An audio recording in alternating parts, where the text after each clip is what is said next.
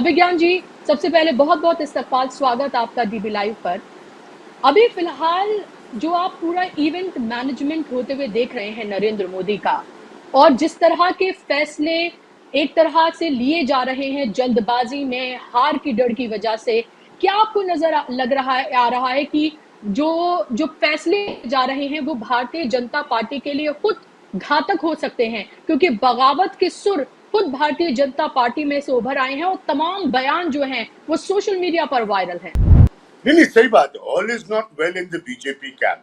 That's what I can say to start with. All is not well. There's no doubt about it. लेकिन मैं इस theory को ज्यादा नहीं मानता हूँ कि इतने मंत्री उतार दिए और इतने चेहरे। देखिए, इस वक्त जो सिस्टम है, कल भी मैं एक बड़े प्रोग्राम में कह रहा था कि ये पैटर्न इस तरह से बनाया गया है कि सब कुछ ब्रांड मोदी है।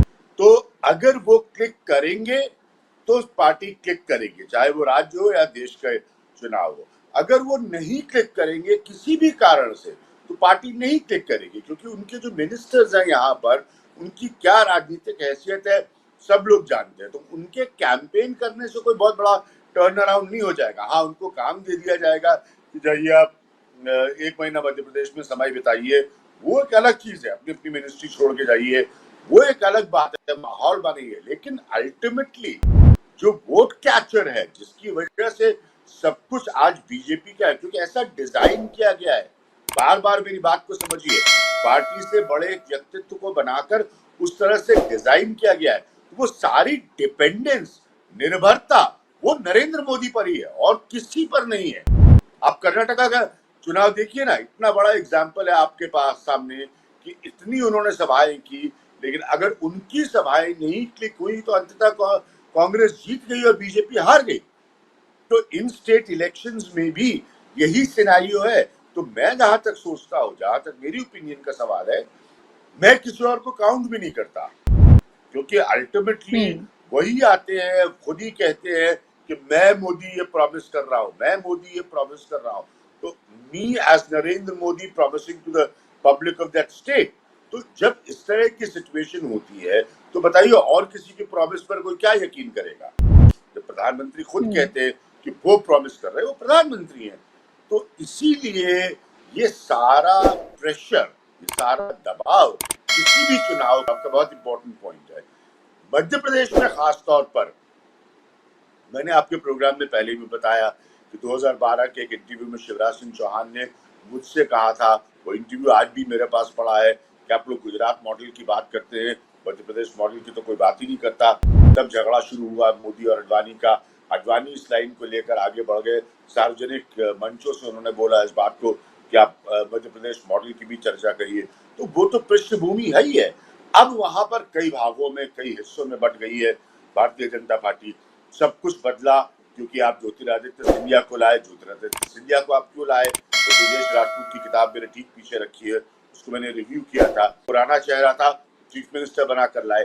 तो इतने ज्यादा, ये मैं सिर्फ मध्य प्रदेश का जिक्र कर रहा हूँ, इतने ज्यादा वहां पर ऑलरेडी हिस्से हैं। तो एक यूनिफाइड बीजेपी नहीं है।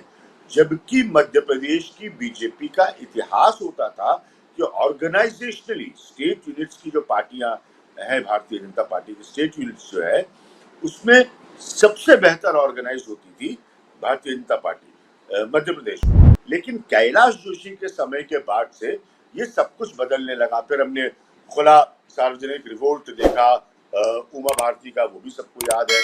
तो ये सबसे बीजेपी गुजर चुकी है। अब ये है मध्य प्रदेश की तस्वीर।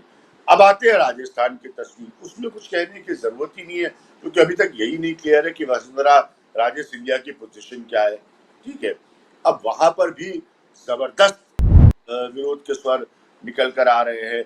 अब मंत्री जो है, जो मंत्री हैं, उनके खिलाफ बोल रहे हैं वहां के लोकल लीडर्स।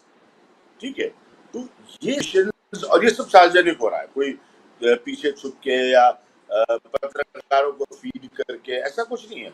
पब्लिकली आके धड़ल्ले से बोल रहे हैं। एक मिनिस्टर जो है वो पहले रहे हुए मिनिस्टर बीजेपी के, वो मेघवाल साहब के बारे में खुल के बोल रहे हैं। और देखिए, इनको नरेंद्र मोदी ने अपने साथ रखा हुआ है। तो होता है, कांग्रेस भी समस्या से गुजर चुकी, कांग्रेस नहीं उसके अभी गुटबाजी। तो चुनाव से पहले आपको भीतर अपनी अपनी लड़ाई को ऑर्गेनाइज करना पड़ता है, ताकि ये रिवोल्ट जो है, या जो सिमरिंग्स हैं, या जो सुबगाहट है, या जो नाराजगी है, या जो डिस्कंटेंट है, वो हाथ से बाहर ना चला जाए। अभी तो मैं आपसे कह रहा हूं, अभी तक किसी से कहा भी नहीं है मैंने कि अभी तो चुनाव के हिसाब से सीटें बांटने का समय आया ही नहीं, जब नेताओं को, अपने चमचों को, अपने समर्थकों को सीटें दिलानी, उससे पहले ये हाल है। तो सोचिए, जब सीट डिस्ट्रीब्यूशन होगा और उसमें डिस्कंटेनमेंट होगा, जी